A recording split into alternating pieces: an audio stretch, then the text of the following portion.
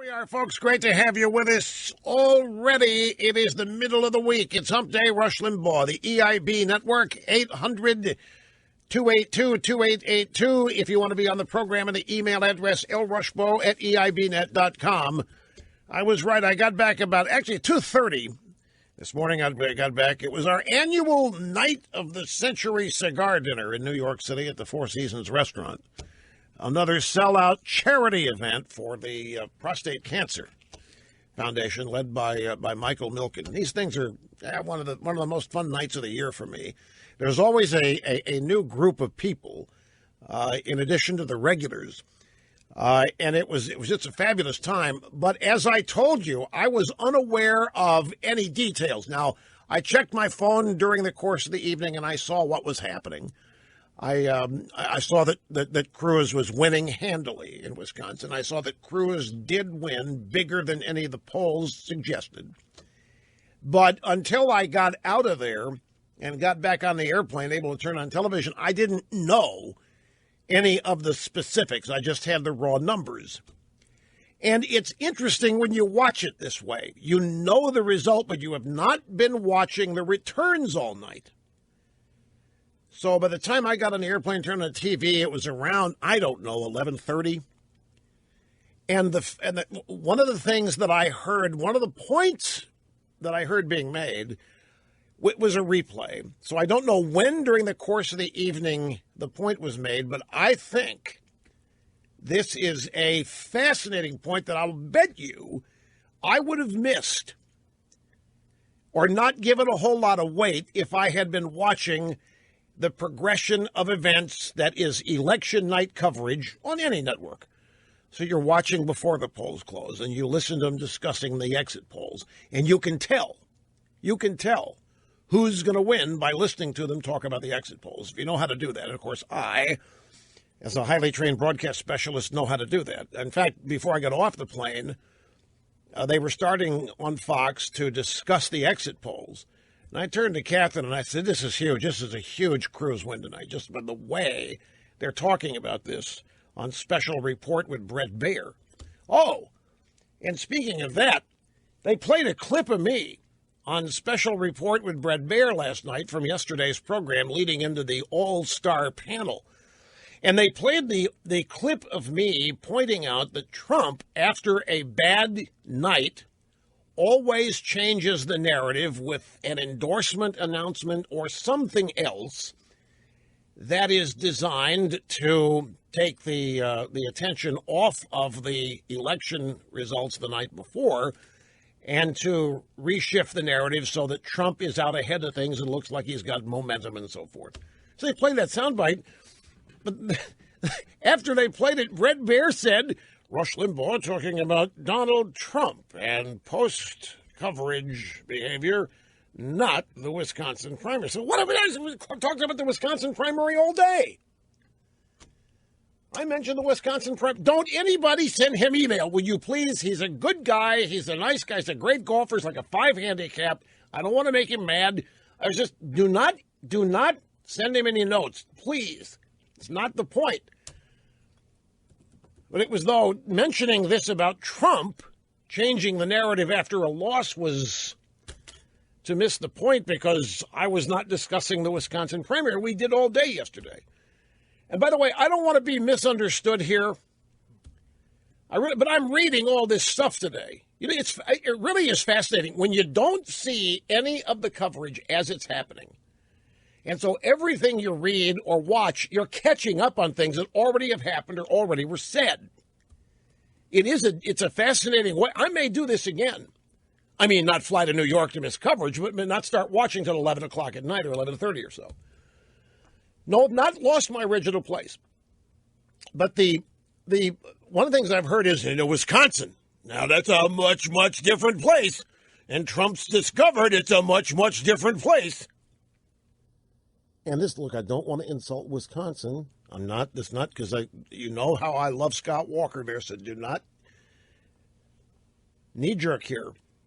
But this, I'm not denying Wisconsin special. I'm not denying it's unique, and I'm not denying that there's a unique conservative activist movement there. But what is also And the exit polls are going to show this, by the way. You just hang in there. What was also on display last night was the Cruz strategy playing out. And that is, you get this to a two-man race, and it's over. Trump's not going to win anymore. When it's just me and Trump, the theory being that all these Republican primaries have featured 55 to 65% of Republican primary voters voting for somebody other than Trump. But the vote's been split by 10, 11, 9, 7 candidates. Now we're down to just basically Cruz and Trump with Kasich over there mopping up every night. And that's one of the big differences. I'm not trying to take anything away from Cruz either. This is his strategery manifesting itself. It's a fascinating thing. I must tell you, you Trumpists, I have been amazed over this campaign from the beginning to the end. And this takes me to my first point, so hang in. The Trump campaign has not grown. It's at 35% every primary, 35, 37. The polling data shows he's going to get 35, 37. And in the places he's won, well, even when he's lost, like last night against 35, 37. And there hasn't been any growth on that. There hasn't been any expansion of whatever you'd call a Trump base. They've been relying on crossovers in open primaries. But for the acknowledged frontrunner to be on a roll, you would think that there would be an expanding number of people voting for Trump. But it's held steady at 35, 37. And I'm wondering why there hasn't been an effort to grow the base, or maybe the effort has been that they just think it's going to happen as more wins were chalked up and more momentum was developed. But Trump hasn't won anything in a month now, right? Is this the fourth or fifth caucus primary, whatever, in a row that Trump has not won?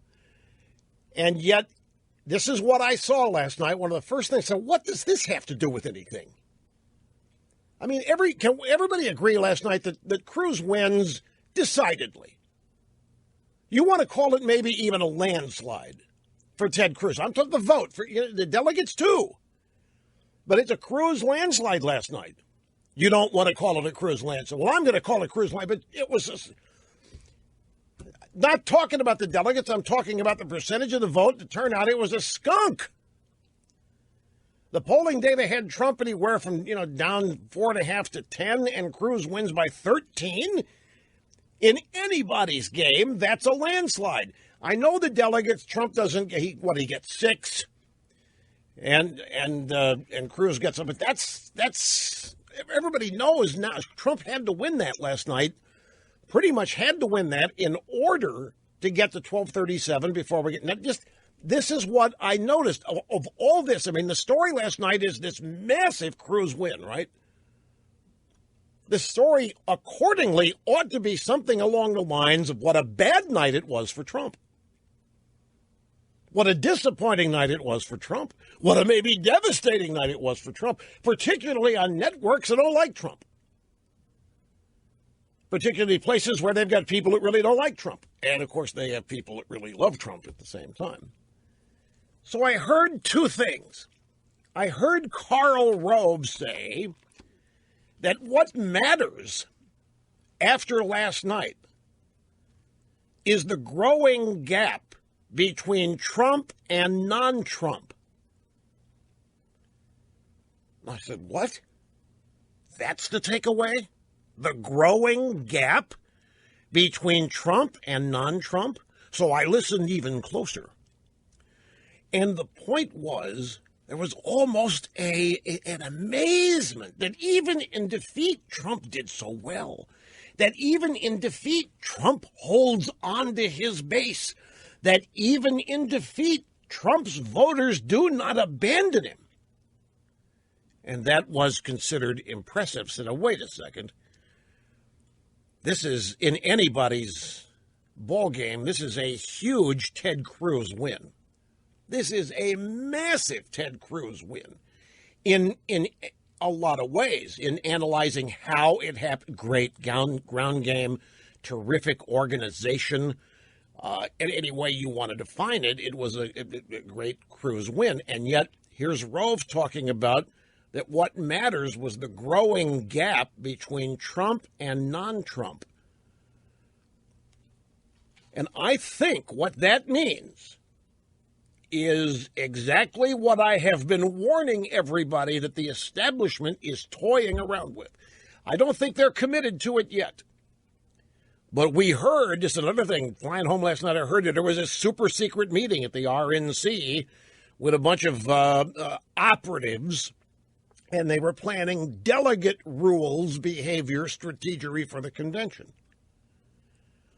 So, I'm putting these things together. So if Rove is, what matters is the growing gap, not this big Cruz win, not the fact that Trump lost. No. What matters is this growing gap. I think what it means is that the establishment is still toying with the idea. They're exploring the possibility of denying both these guys the nomination if neither gets to 1237. That's what I think this means. And for that to be an observation, like I said, I'm not sure I would even pick this up had I been watching from the beginning of the night, and this just was in context. It might have stuck out, but it really stuck out. So I get on the airplane. I know Cruz wins, but I don't know anything else. I haven't heard exit polls official. I know nothing. I just know the raw numbers.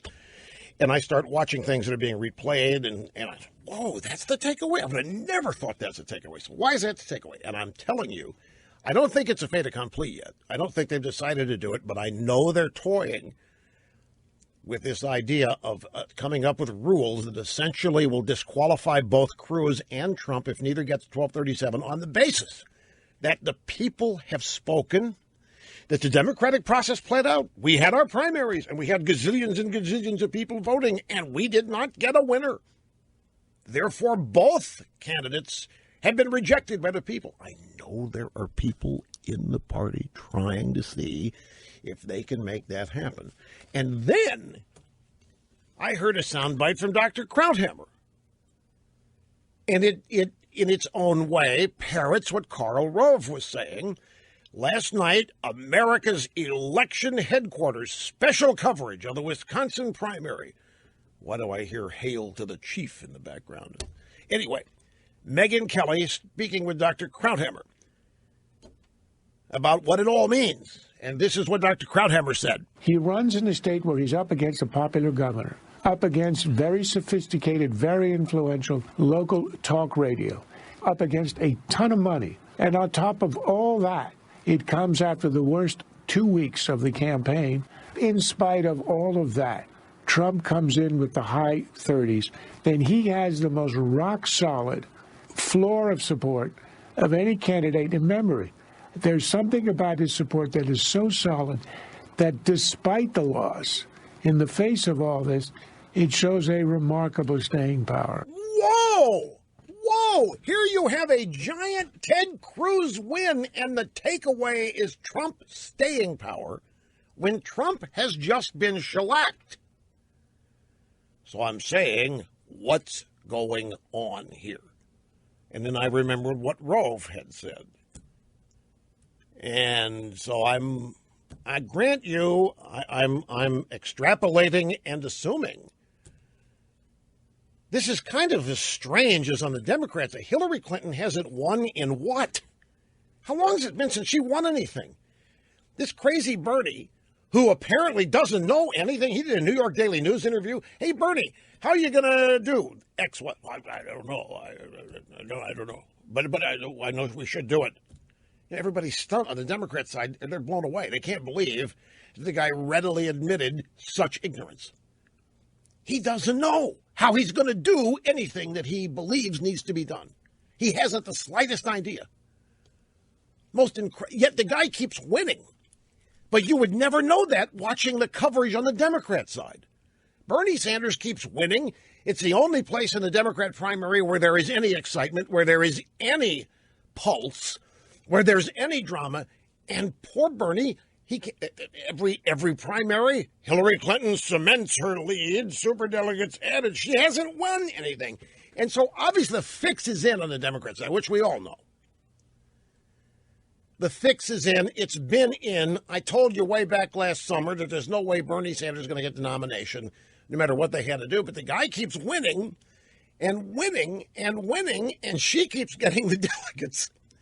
And despite, on the Republican side, whenever there's a win, I mean, they react to the win, and they talk about what the win means. Like last night, there were a lot of people talking about, this resets everything. This is the worst thing that could happen for Trump. This like almost erases everything that happened beforehand, except for Rove and Krauthammer, who are talking about how solid Trump's base is, how unwavering it is, how it isn't dissipating, how it isn't going, and the gap between that and Cruz.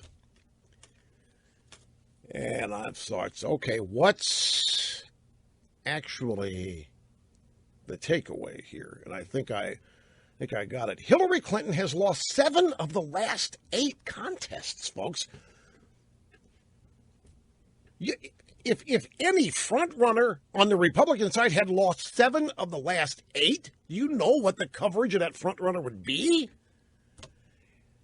And with Hillary, there isn't any coverage other than, hey, isn't it cute what Bernie's doing? Hey, isn't it kind of fun to watch what old Bernie's doing? But in terms of having any meaning, zip, zero, nada. Okay, now one other thing about this.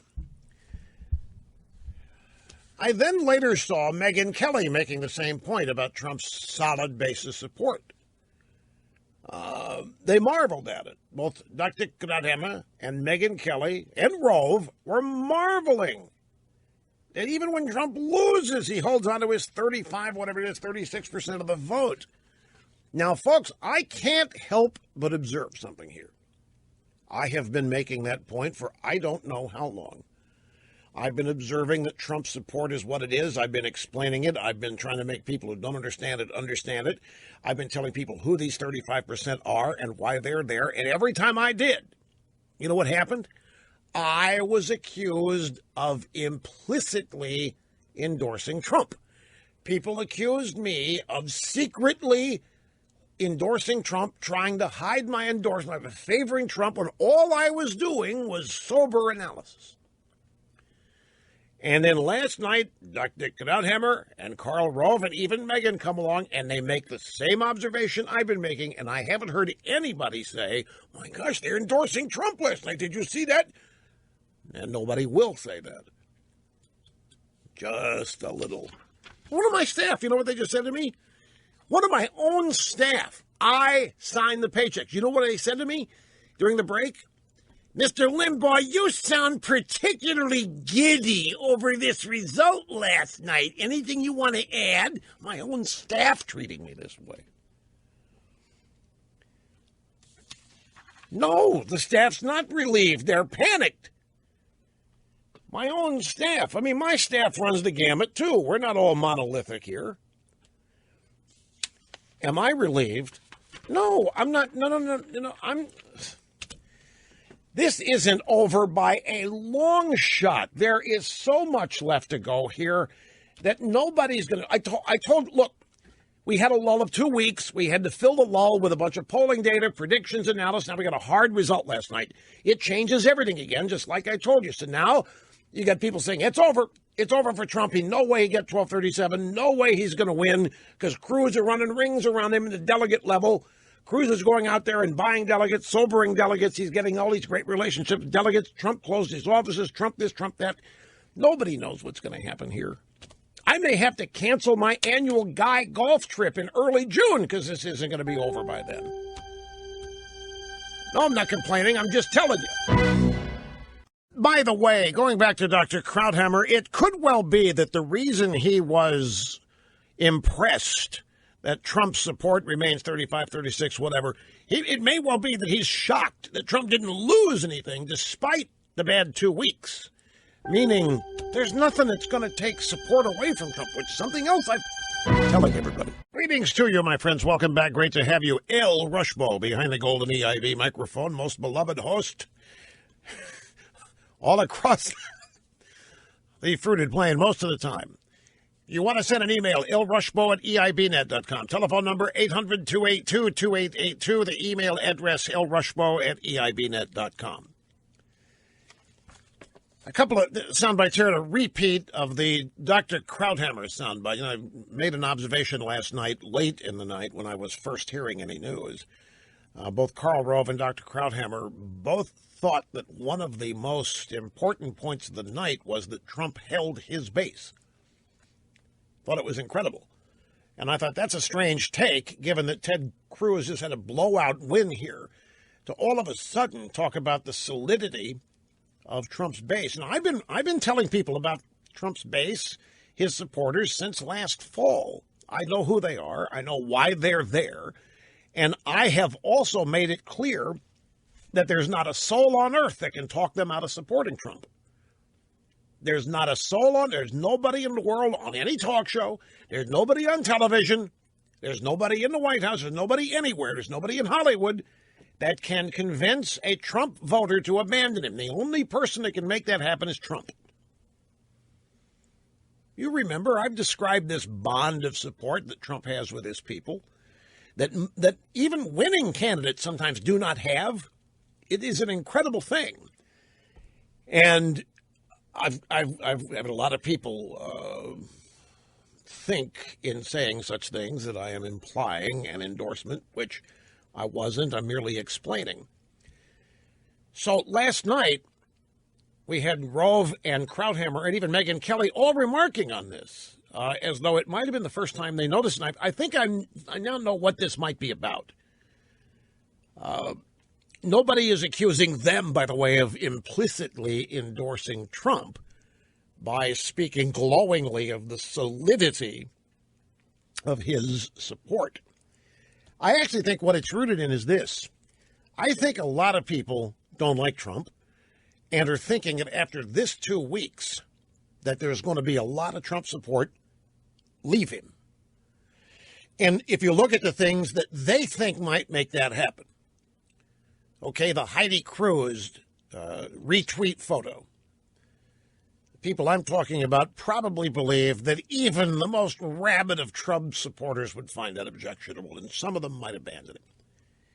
And then the whole Michelle Fields controversy, where Trump's campaign manager has now been charged with misdemeanor battery over grabbing a female infobabe and pulling her out of line to the point that she says he bruised her arm. And some of the other unflattering things that they think Trump has said about women. And so the primary comes last night, and Trump's support was rock solid. His usual 30, 35% was right there, 37%. Cruz happened to best it by 13. I think they were probably stunned. I think a lot of these people expect at some point that Trump can be so bad, so reprehensible, so mean, so coarse, whatever, that his supporters are going to abandon him. And I'm telling you, it's not. And I think they're awakening to that now. I think they're realizing that isn't going to happen. And I'll tell you why that matters. That matters going to the convention. These people are all going to be needed to beat Hillary Clinton. Everybody voting in these Republican primaries is going to be needed. Our first caller of the day claiming there's no way he can vote for Trump, he'll not vote, which is a vote for Hillary. That's not going to work. That attitudes like that are going to elect Hillary Clinton. And even people on the Republican side in the commentariat know that they're starting to figure out now that whatever happens with Trump, you better not have his supporters end up thinking he's been screwed. Because if that happens, you are talking about a much larger number of people than anybody wants to contemplate just staying home or actively working for the opposition. Don't think that wouldn't happen either. If Trump supporters think that he's being sabotaged, one way or the other, don't be surprised if some of them actively work for Hillary Clinton just to stick it. So the establishment has to be very careful how they're going to do this. And I think a lot of these people now who expected Trump to start fading, they've expected that from June 16th. They expect with every controversial statement, Trump's going to start losing support, and he's not. And even after these past 2 weeks, he didn't lose. Now, he didn't add to it, but he didn't lose anybody, and I think they're blown away by it. Here is, David Axelrod. He give you a couple of Democrat analysts described as journalists or disguised as journalists talking about. This is CNN Anderson Cooper last night. And We have David Axelrod, who ran Obama's campaign, Ronald Brownstein of the National Journal, and Gloria Borger with this exchange about the establishment and what they might do in order to prevent the party blowing up at the convention. Can you bypass the number one finisher, the number two finisher, and pick someone who didn't run at all and not have a complete revolt within your party? The party establishment may try and do that because they may reason that that is less dangerous than having Donald Trump as the nominee. And they're not sure Cruz is much better. There's a very angry Republican electorate, and what would certify their anger more than the party establishment saying, you know what, thanks for participating, really glad that you cast your votes. Now we'll do what we're going to do. The party may decide to do it if they say to Trump, okay, we're not going to go with you. Okay, so these three think that the establishment will be committing suicide, but that they might do it anyway. They so detest Trump that they might commit suicide anyway by picking somebody that didn't run. You know, the name Paul Ryan keeps popping up, and others. And so they're discussing whether or not their party would do this. And they obviously conclude that they might do it just to prevent Trump from getting control, which I don't, look, folks, I've never doubted that possibility, primarily because of what the establishment is. You just don't, people like this just don't sit idly by and let a bunch of peasants with pitchforks come in and take over. They're just not going to do it. But some people think that clearer heads will prevail, and they will realize that if they try anything like that, that they're actually blowing off millions of potential voters. But I'm here to tell you, there are some establishment members who are perfectly fine. If they could reconstitute a Republican Party that had no pro-lifers in it, they would do it. If they could reconstitute a Republican Party that had no social values interested, they would do it in a minute. If it meant they didn't win the White House for another generation, they would do it. As long as the establishment kept itself together. Here's F. Chuck Todd and a former Republican, Nicole Wallace. She worked in the Bush White House. Basically, what this bite is on the Today Show today, inside joke among Washington establishment Republicans is it's better to lose with Cruz. Savannah Guthrie says, was this a big night for Ted Cruz or for the Stop Trump forces? Because I see northeastern states coming up that wouldn't typically be Cruz country. Lindsey Graham is probably the best perspective. He puts out a tweet that says, congratulations, Ted Cruz, we've done it. We are going to be able to deny Donald Trump a majority at the convention. It wasn't, congratulations, Ted Cruz, you're on your way to becoming the next president of the United States. He came and sat with us and said that it is more important to maintain the principles and the dignity and the honor of the conservative movement with someone like Ted Cruz, who he acknowledged may lose in November, than to roll the dice with someone like Donald Trump. I shared this rumor, or this talk around Washington that lose with Cruz is becoming a bit of a punchline. Better to lose with Cruz. Well, she's establishment. I mean, you may not like hearing that, but she is. She is part of the establishment. So if she says that there are jokes running around inside the establishment with a punchline, better to lose with Cruz, then you've got to believe that some people are indeed actually saying so. It's an interesting observation from F. Chuck Todd about Lindsey Graham. Hey, Senator Cruz, we're on the way here to an open convention. We're on the way to denying Trump. Not, congratulations, Senator, we're on the way to you winning a nomination.